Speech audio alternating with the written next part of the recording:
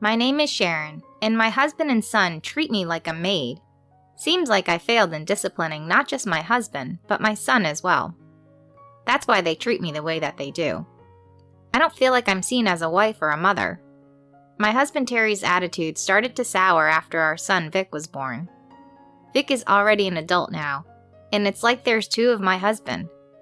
They make me do everything while they just sit around. I'm not exactly the docile type, so when they make me do all these things, I always refuse. Only 2 sides with today's dinner? You should be able to at least make a good dinner. That's right, there's no way I'll fill up on this much food. Complaining like that all the time. Hey, I'm not your maid, so when things are busy with work, sometimes there won't be as many sides. Even still, I cook everything for you guys every day, so how about you eat without complaining? If you don't like it, you don't have to eat it, is what I said back. Of course, that didn't shut them up at all. You only work part-time, right? You shouldn't be getting tired from a part-time job.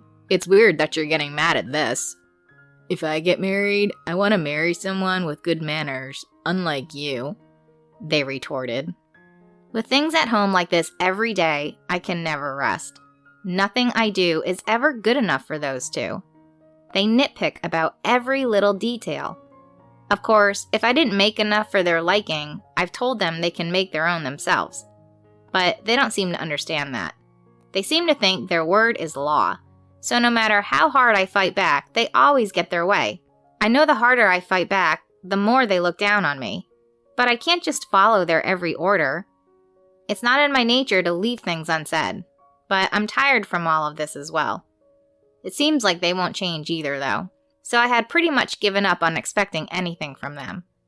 But having nobody around me on my side was starting to get to me mentally.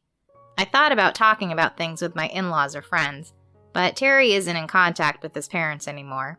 And when we're around friends, Terry is a completely different person, much more kind. It seems like he only says good things about me to others.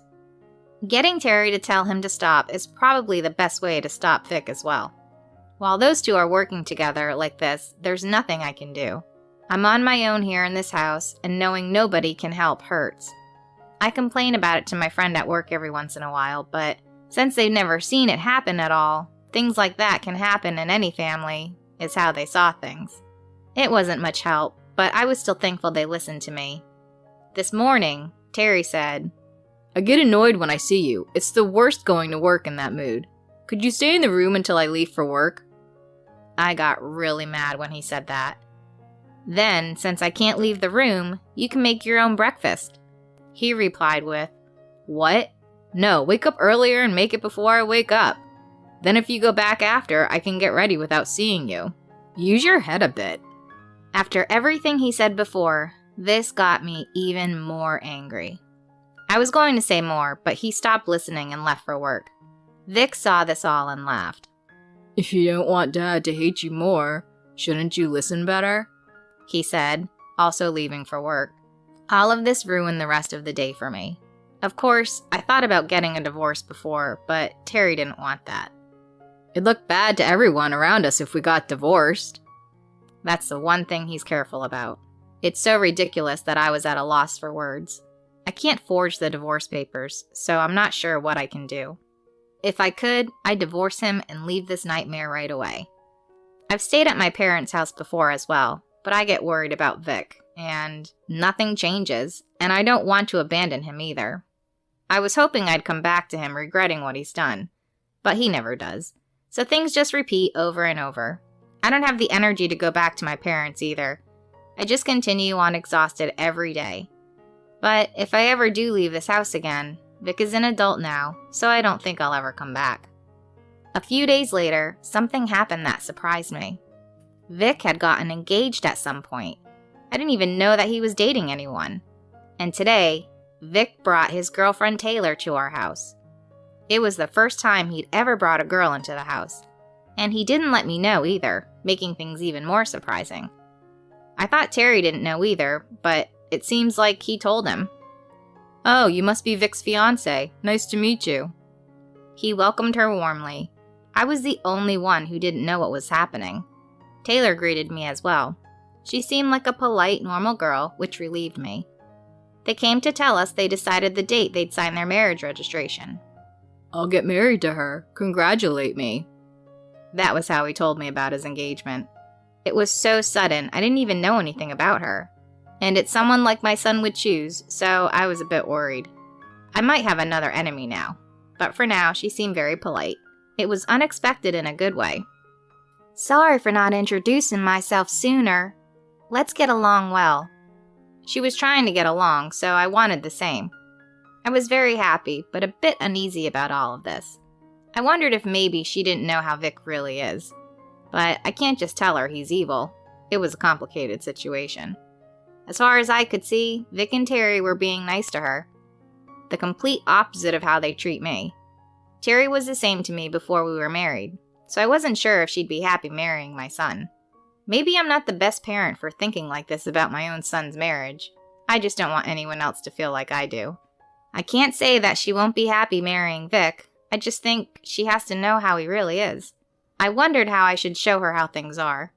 It might be weird of a mother to do this. If I tell her directly, Vic might say some pretty horrible things to me. Other than that, nothing else came to mind. I might be the only one who can help her. That's how I thought. Sometime later, she sent me a message.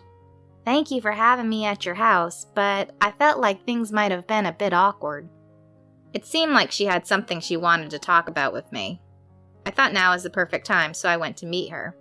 She said, Vic's always smiling at me, but when he looks at you, he's got a really cold look. I felt like Terry was always moving you around as well. I'm sorry if I'm getting the wrong idea here. I just thought it was better if I knew before I got married. She was really sharp. As for me, I didn't notice anything wrong with Terry before I got married. I warned her before telling her about Vic's true nature. I can tell you, but it might be shocking for you. Do you really want to know? In response to this, I want to know everything, is what she answered. I told her how he is around the house, also how my husband was before and after marriage. It must have been hard to hear this for her, seeing how she's about to get married to him. She had a really serious look on her face as she was listening. I see. That's how he is at home? Thank you for telling me. But I'm sorry, I don't think you're lying. But I also don't hate Vic after hearing this. I think I'll go through with the wedding, but don't worry though. I'm on your side, she said, and I wasn't planning on forcing her to stop the wedding. I respect her choice, and all she has asked me to do is tell the truth. And so, I'm happy to have someone as wonderful as you in the family. But I might get told there's no use for me now that you're here. I'm usually treated like that by then, is what I told her. I don't really know why I said that to her.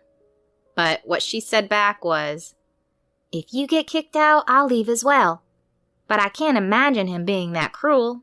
I'd be really shocked if he did something like that. I apologized to her for saying what I did. She told me not to worry about it. I'm happy she took what I said seriously also.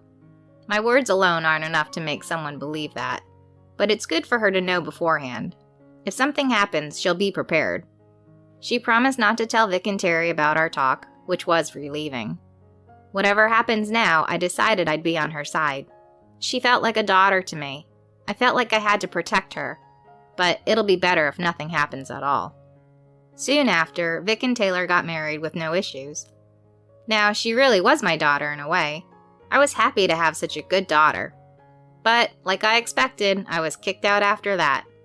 Terry and Vic started talking about something as soon as the marriage was finalized. They were talking about Taylor living with them. Of course, this was the first I heard of it. I haven't talked to Taylor about it yet, but I'm sure she'll be okay with it. If she comes to live here, we can have delicious meals and live happily every day. So it seemed like she really didn't hear anything about it. Terry started listening to Vic now, who was talking to himself until now. That sounds nice. It'll get more lively in here. Hearing their words, I started to shake. I felt sorry for Taylor. Isn't living together something you should talk about with her before you decide? This is the first I'm hearing about it as well. And just as I opened my mouth, the two of them started to attack. Huh? I told her we'd live with my parents, but you can leave. Taylor would do all the chores from now on. Terry joined in as well. That's right. You've done your job. You wanted to get divorced, right? I still don't like how it looks to others, but nobody will notice after a bit. I'll sign the papers, so bring them here," he said, making a terrible offer. The way they looked down at me feels horrible. But this was my chance, so I brought him the papers. He really did sign his name on them. "There you go, I filled it out. If you go, don't come back now." I didn't want to come back here anyways. I gathered my things and said one last thing before I left. Taylor knows how you really are. After I'm gone, if she leaves, you two are stuck on your own to figure out how to do housework. Good luck. I'm never coming back. They looked a bit surprised to hear me say that, but I left before they could say anything back. I felt so good to finally be free, but I was worried about Taylor. I decided to at least send her a message saying what had happened. I don't know if she read it or not. A few days later, I got messages from both Vic and Taylor. What Vic sent was, "After you left, Taylor said she wanted to get divorced. She told me I'm a horrible person for what I've done to you. She said she didn't think I was like that. I can't believe you told her all those things. I don't want to divorce her, so please come back." This is how I responded. I said pretty clearly that I wasn't coming back. I'm already divorced with your dad. We're not family anymore. There's no reason to live together. She's right, so shouldn't you just let her go? Vic still didn't give up. "I just got married a bit ago. There's no way I'd give up on my marriage this fast. Please, Mom, I'll apologize for how I was before. I got in a big fight with Dad, too. I don't want things like this anymore," he said. The fight was about whether Terry was responsible for me leaving. It seemed like Vic accused him first. I was mad at them and shocked how they blamed each other so quickly. I didn't plan on listening to it anymore. Sorry, but no matter what you say, I'm not coming back. Good luck with figuring things out together. I told them that, cut contact with them, and have been staying at my parents' house since. Their house is really close to my work, so it's nice. And the message Taylor sent was, "Thanks to you, I saw how he really is. I'd rather be divorced than live with someone like that. So that's what I'll do. Thank you for helping me," she wrote. I was proud of how strong she was. What Vic had said was, "Mom wanted to leave. Well, things are better off without her anyways." It seems like him saying that made her realize. It was surprising he showed his true nature so quickly. The marriage must have made him too confident. He's my son, but he got what he deserved.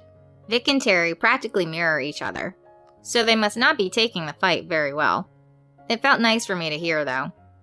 I'm the happiest I've been in years, not having to hear complaints anymore. I'm enjoying my calm, divorced life now.